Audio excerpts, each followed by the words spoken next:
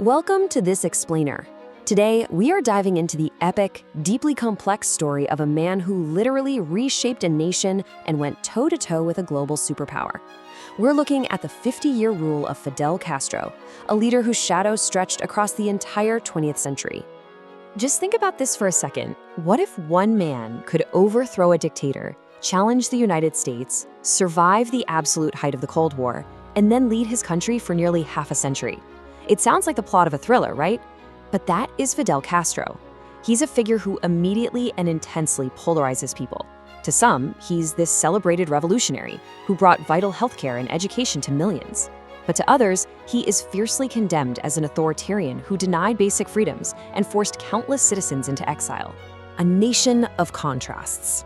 To really understand the man, we first have to understand the Cuba he inherited back in the 1940s and 50s. It was a nation of extreme, glaring inequalities.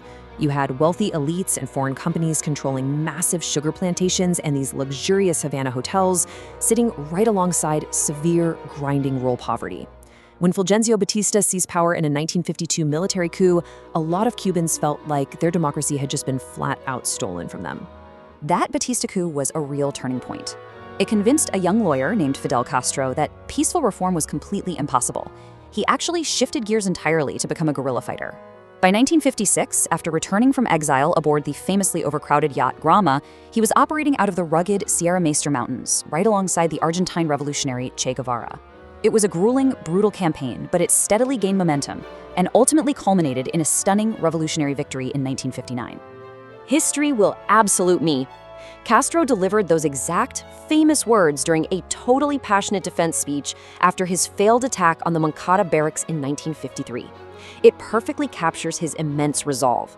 Even while he was facing imprisonment, which, by the way, later resulted in amnesty and exile, his absolute determination to spark a revolution only grew stronger. Reforms and standoffs.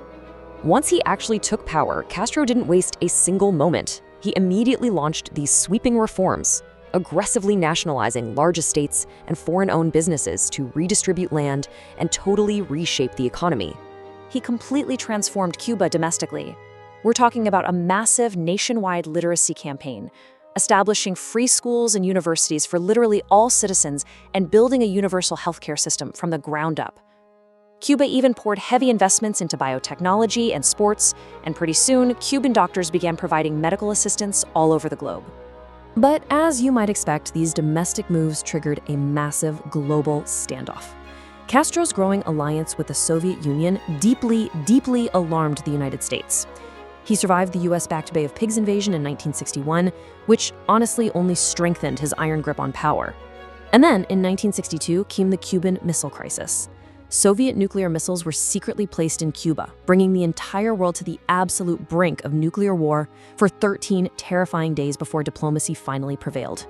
Successes, failures, and controversies. Now, it is absolutely vital we pivot here to impartially look at the darker realities of his rule, because history rarely paints in just one color. His legacy is defined by some incredibly intense contradictions. On the one side, supporters champion his undeniable achievements in universal healthcare, scientific research, and securing Cuba's independence from foreign domination. But critics point to severe failures. We're talking about suppressed political opposition, heavily restricted independent media, the imprisonment of dissidents, and the very harsh reality that hundreds of thousands of Cubans emigrated, desperately seeking political and economic freedom somewhere else. And the economic realities for those who stayed, well, they were often incredibly harsh. Following the 1991 collapse of the Soviet Union, Cuba entered what was known as the Special Period. This was an era marked by devastating shortages of food, fuel, and basic necessities, all of which were heavily exacerbated by the inefficiencies of centralized planning and, of course, the long-standing US trade embargo. 6? Believe it or not, that's how many hours his marathon speeches could sometimes last. Beyond all the heavy geopolitics, Castro was a man of intense personal quirks. He was famous for his iconic olive green fatigues, his genuinely extraordinary memory, and those never-ending speeches. He also supposedly survived hundreds of disputed assassination plots throughout his lifetime, including some bizarre, almost cartoonish methods like exploding cigars and poisoned milkshakes. The unfinished legacy. Eventually, severe illness forced Castro to transfer power to his younger brother Raul in 2006, and he officially stepped down in 2008. When he passed away in 2016 at the age of 90, the reactions across the globe were deeply, deeply divided, which is really a perfect reflection of his time in power. So, liberator or authoritarian ruler? How will history ultimately judge a revolution that changed millions of lives? The truth is, history rarely divides its leaders neatly into just heroes and villains. Depending on who is telling the story, Fidel Castro was both celebrated and condemned.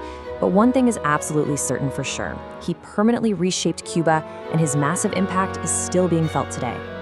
I'll leave you to ponder that complex legacy. Thanks for joining me on this explainer.